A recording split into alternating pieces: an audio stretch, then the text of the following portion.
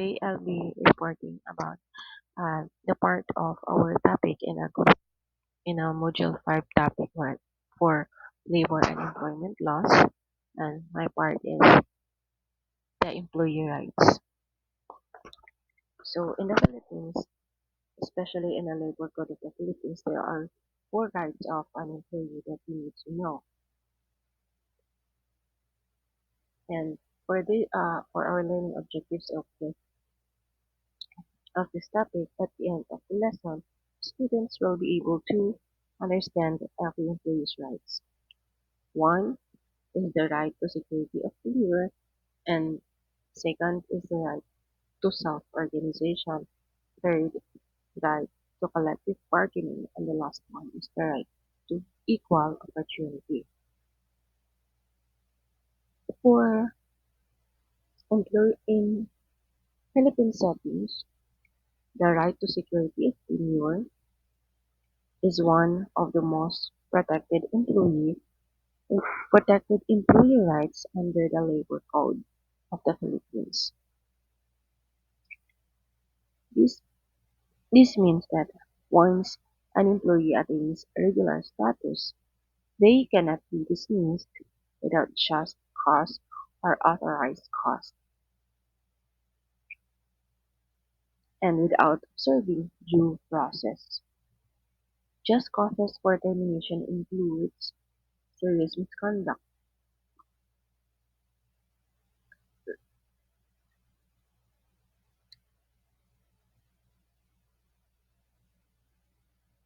serious misconduct, gross neglect, fraud, or breach of trust, while authorized causes include redundancy, retrenchment, or business closure. Employers must strictly follow the twin notice rule: a written notice of the charge, hearing or opportunity to explain, and a final notice of decision. Then, failure to comply. If the employer will fail to comply, those twin notice rule, it will be resulted in the termination being declared as an illegal dismissal, entitling the employee to reinstatement and back wages. This right promotes job stability and protects employees from arbitrary termination.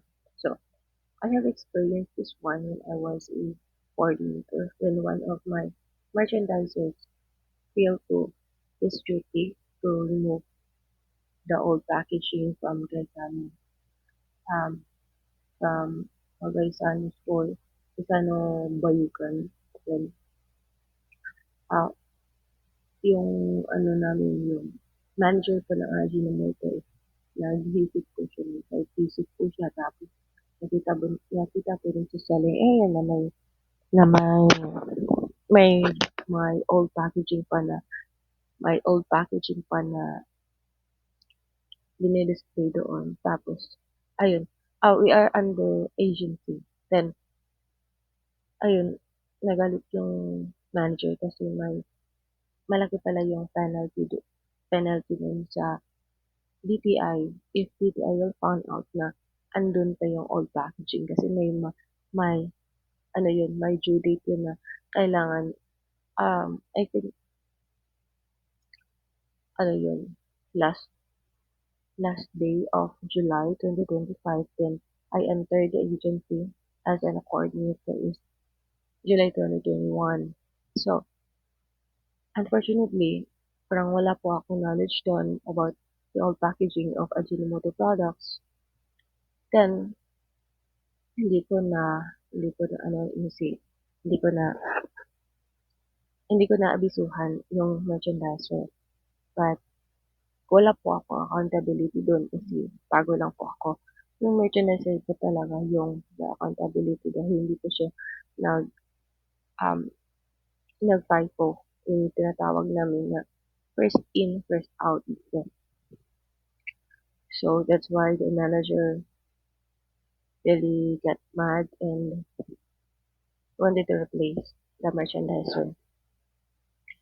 So, tinawagan ko yung agency at ayun nga po, kailangan ko talaga palitan si merchandiser dahil po sa dahil dahil daw po dun sa lapses niya. But then, our agency, parang binabalikan niya yung absences or yung laging pag-a-absent ko na hindi nagpapaalam sa coordinator. Parang ginagawan siya ng mali para para maging safe siya kung sakali i-terminate nila. Unfortunately, na ano yun, um, nag nag-apply si merchandiser ng sa ibang agency, the same pa rin ng suggestion, merchandiser pa rin ng ibang product, call it Palmolive. Pero, nung nagbigay na ng 13-month pay, di kasi siya, di kasi binigay sa kanya yung cash ba niya, hinode yung cash ba niya since Quezano has lots of penalties. Kapag na-late ka, may penalty ka. Kapag nag-absent ka, naging penalty din. 600 ata yung penalty per day kapag nag-absent ka. Kaya, ayun, hinode yung cash ba niya at yung 13-month pay niya kasi marami pala siyang absences noon noong una sa kabilang, yung unang coordinator na pinalitan ko. Tapos yung billing po ng absences, yung penalties ng Quezano is sobrang late po sila magpadala kaya hindi po agad ma-compute ang agency ko kaya ilan na lang yung kukunin niya sa benefits niya, including 13-month pay and yung cash fund niya. But then, our employee na si merchandiser po namin ay pumunta po siya ng NLRC. Doon po siya nag-complain para makuha niya yung kasuban niya at nung kasuban niya at nung 13-month pay niya. Kaya ayun, nakuha niya yung 13-month pay niya at hindi pa niya nabayaran yung ibang penalties kasi wala daw yun sa labor code, yung mga penalties. Kaya, at saka, binayaran din siya ng illegal dismissal. Kasi yung pagkano kasi sa kanya is wala siyang notice. Parang, may notice pala siya, binigyan siya ng notice. Ang kadahilanan is dahil sa lapses niya at yun nga yung gusto ng client na Ajinomoto na palitan siya. So, binigyan siya ng notice, pero hindi siya binigyan ng pagkakataon na to be heard.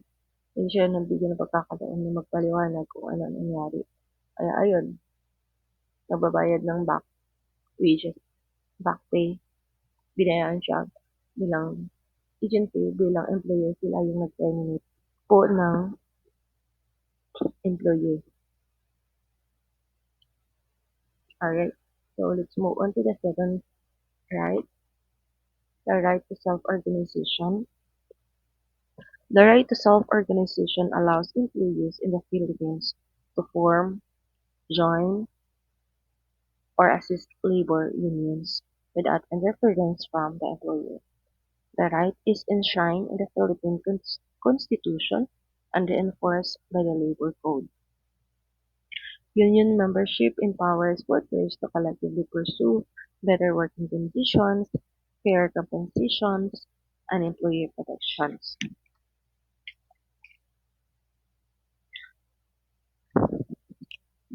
This um, employer right to self-organization, the law prohibits employers from penalizing or discriminating against employees who choose to join unions. The Department of Labor and Employment, or the DOLE, facilitates union registration, and ensures that employers respect this right. While union activity in the Philippine sector is growing and unionization rate in the Philippines remain lower compared to some developed countries, partly due to resistance from some companies and lack of employee awareness. Alright, so for this one, here are the sort of um, organization. So, may halimbawa din ako nitong nasa company pa ako ng plywood company. We have union there na siya yung, kasi yung company namin is hindi siya nagbibigay ng benefits at saka yung sahod pa is nag-ano pa siya, hindi siya, hindi siya, um, hindi binigay yung sahod na advice, yung minimum wage na binigay ng Caraga Region. So, yung halimbawa ngayon, yung minimum ngayon is um 430. 430 yung minimum sa Caraga Region. Then, our company ng plywood is ano lang yun. Yung 430 is from 12 hours na yun gagawin. So, kaya yun, yung mga employees doon, that is Inco Plywood Corporation, yung mga employees doon is nag-form talaga sila ng union para maprotektahan yung rights nila. At ng lalo na yung malapit na po mag mag-declare sila ng shutdown, talagang wala na silang makukuha dun. Parang ganun yung isipan ng mga employees kaya naniniguro sila na makukuha talaga nila yung kakulangan ng company. Mga benefits na kailangan especially yung wages talaga na kulang talaga. Na instead of 8 hours lang yun, na minimum wages is nagiging 12 hours na yun muna yun gagawin. Kasi 12 hours talaga yung operation day by day sa plywood company sa Magallanes, Agusan del Norte.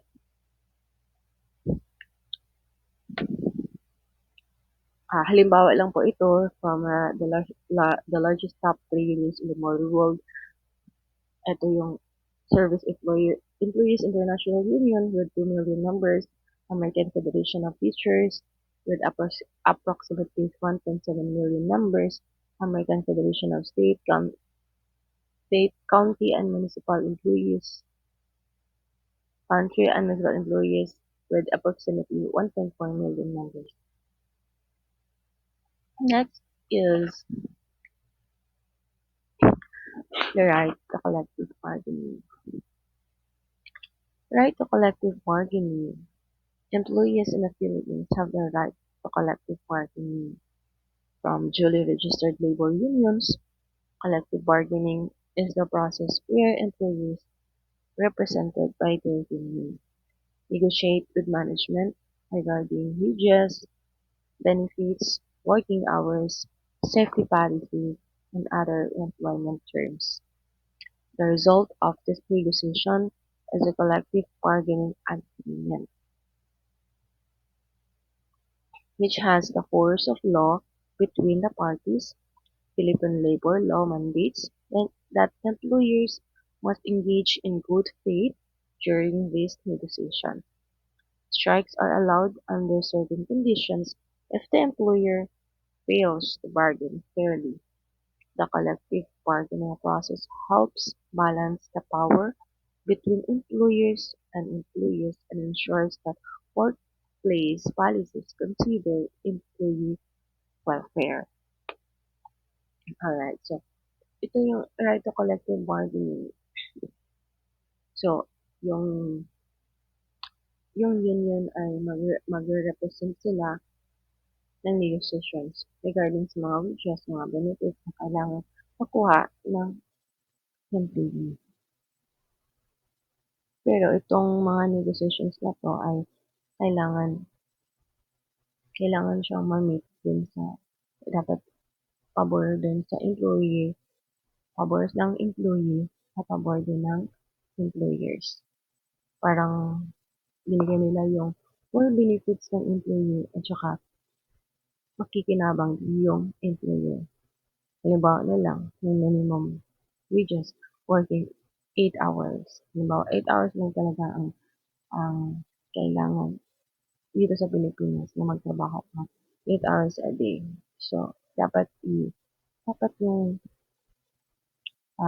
dapat yung i-respect ang employee. Hindi siya lalagpas ng 8 hours.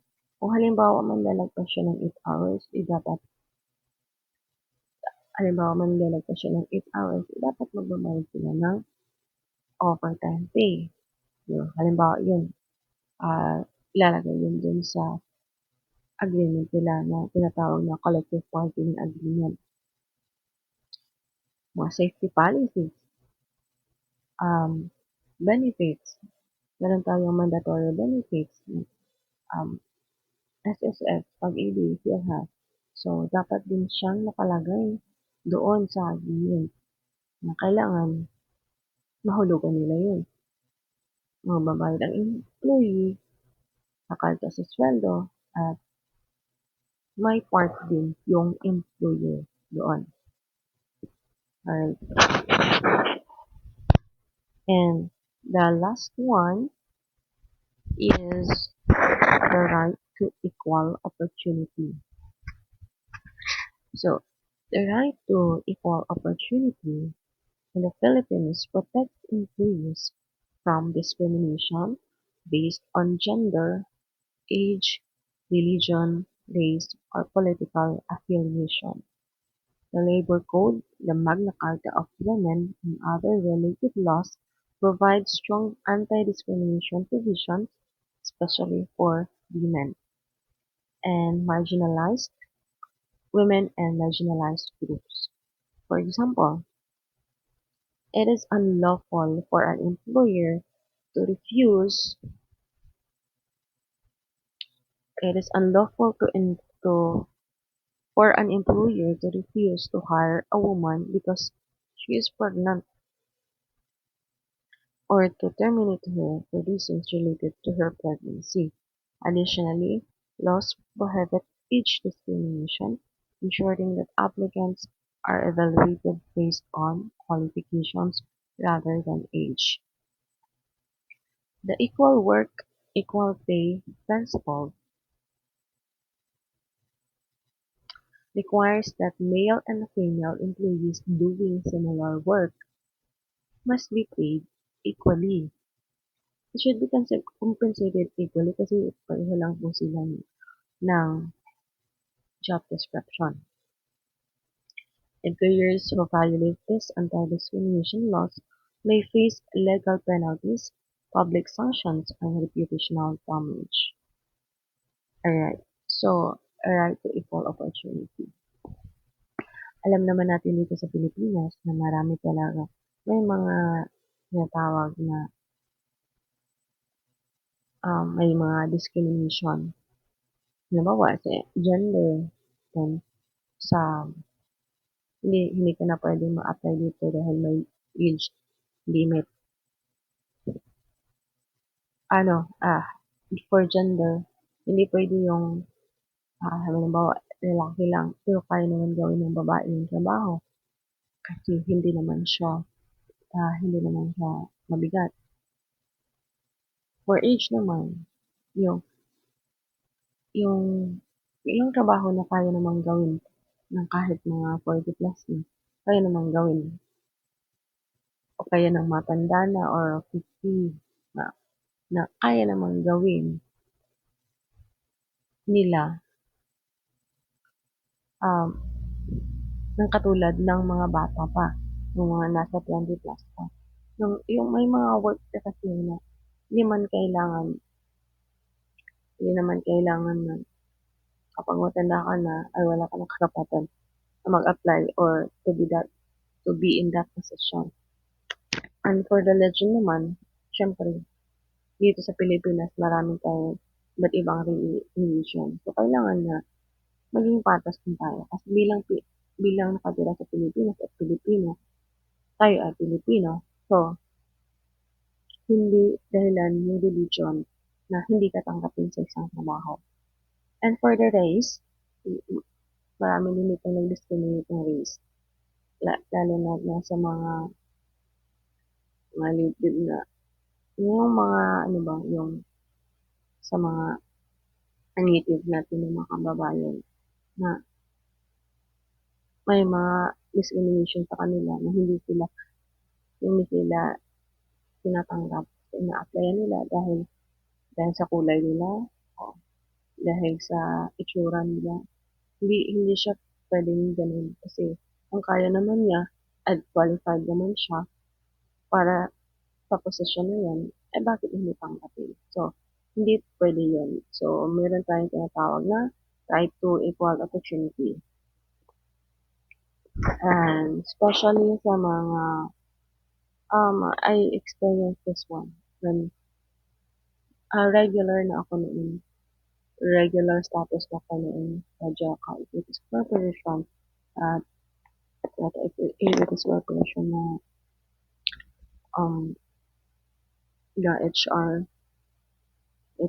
tinatawag ako sa HR kasi po nabuntis po ako. Then, sabi nila, kailan ko na daw magpakasal para hindi daw, itatanggalan po nila ako noon. Ngayon ko lang nalaman ito na hindi, labag pala ito sa batas. Lalo na irregular status na yung status ko sa kampanya.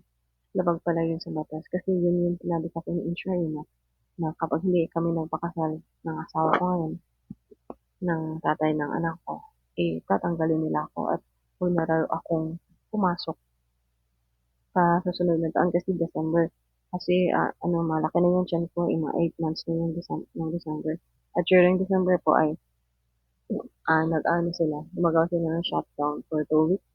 2 weeks yung shutdown nila para sa pag-repair ng mga makina, paglilinis ng mga makinarias po sa loob po ng planta.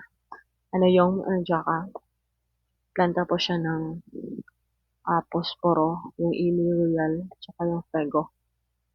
Ayun nga, so mahalaga talaga na malaman din natin bilang sa susunod na tayo yung magiging employer na hindi pwede yung ganun.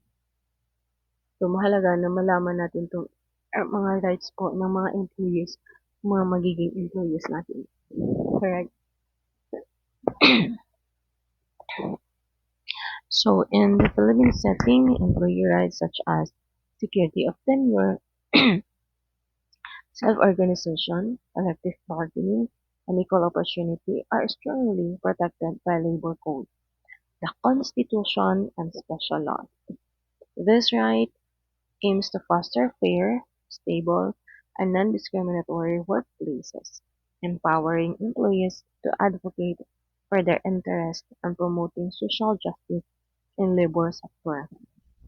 For businesses, understanding and respecting this right is essential to ensure legal compliance, ethical management, and harmonious working environment. Alright, so meron pa pala akong isang example. Meron pa pala akong isang example na yung asawa ko kasi is nagtatrabaho siya sa isang security agency. Yun nga, security agency parang pinag-initan lang siya ng head nila, head security nila, tapos gusto siyang ilipat sa malayong lugar kasi parang ayaw ata siya makita ng head nila. Kasi ewan ko dun sa head nila, para bang naiingit sa asawa ko. Tapos, yun nga, nagkampihan sila ng supervisor. Tapos yung agency pala is kulang pala sa pasahod. Kulang pala pa sa pasahod. Hindi sila nagbibigay ng overtime. Tapos, nagbibigay sila ng overtime beyond 12 beyond 12 hours. Nagre-render kasi sila ng work 12 hours. Tapos, yun nga, yung sabi ko kanina, 12 hours na yun is equivalent to 8 hours na binayaran nila. Kapag lumagpas ka ng 12 hours, doon na sila magbabayad. Ay, ayun. Mm, Nag-file kami ng complaint sa Dole. Nabayaran kami. Ganun tayo yung mga. Kaya, kinompute yun ng 5 years below na 5 years until 5 years from day 1 to 5 years niya na compensation na kulang. Tapos, kinompute yun. Nagbabayad sila. 140,000 na nabayaran ng company, ng agency, ng security agency doon. Kaya, kaya yung ano rin, yung sa, yung dito sa right to self-organization, sa Pilipinas kasi, hindi na siya, mostly kasi na i-decline siya ng, ng mga employers. Parang ayaw nila ng ganun kasi, minsan, nagpo-protest yung mga employees kapag pag hindi nila nagustuhan yung pamamahala ng management pa ng company nila. Eh, sa ngayon, mostly ngayon kay pag may problema ka sa employer, meron na ang madaling lapitan yung Dole. Kaya hindi na sila madaling lapitan yung Dole, yung NLRC. Kapag may problema ka na hindi illegal termination nga, mga ganun. Yung nangyari din sa asawa ko. Illegal dismissal naman talaga yung ginawa nila kasi biruin mo naman, layo po ng, parang dito lang sa Agusan del Norte, tapos ilipat siya ng assignment dyan sa Luzon. Ilipat siya sa Luzon. Ang layo kaya. So, parang gusto lang talaga nilang aalis ng tao. Pero hindi siya na-call ng illegal dismissal kasi dipinsahan naman, ililipat siya ng post. Eh, doon din sila, na dali doon sa kulang yung sahod. Kulang yung sahod at mali-mali pa din yung overtime pay na binibigay nila. Kulang din yung overtime pay. Kaya, ayun. So, mayroon ako ipang isang example dito.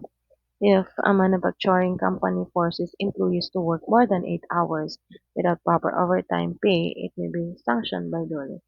Likewise, terminating an employee without due process such as, ito na nga yun, without due process such as hearing of notice or result in our ruling of dismissal. So, ayun nga yung nangyari din sa merchandiser ko at yung nangyari din sa asawa ko. Yeah. Kaya ito pong mga rights na ito ay mahalaga po na malaman natin, na maintindihan natin kasi tayo bilang nag-aaral ng MBA, siyempre nag-aaral tayo ng MBA para may classes ako ditong gustong magtayo ng sarili ng negosyo. Maybe most of us now studying MBA is talagang gusto nilang paano mag-manage ng negosyo. Siyempre, yung pagmamanage ng negosyo, andun na yung na-manage mo yung mga tao. Lahat na yun. So, kailangan natin maintindihan itong mga rights na ito. Na rights ng mga employee. Na hindi rin naman matatapakan yung rights din ng employer. Halimbawa na lang, yung nagbabayad naman si employer ng sapat, nagbibigay ng benepisyo. Pero yung employee ay hindi naman nagtatrabaho ng maayos or hindi naman sumusunod sa mga nakakataas sa kanila. Ayun, mayroon ding sanctions doon para sa mga employees na yun yung mga gawain nila. So, ang mahalaga po bilang business owner soon or managing a business ay dapat maintindihan mo rin yung maintindihan mo rin yung rights po ng inyong employee kasi kapag kasi masaya yung employee, nagbibigay ng employer yung kailangan nila, ganado din sila magtatrabaho para sa'yo. At gagawin nila ang lahat na kanilang makakaya para makabenefits din yung kumpanya.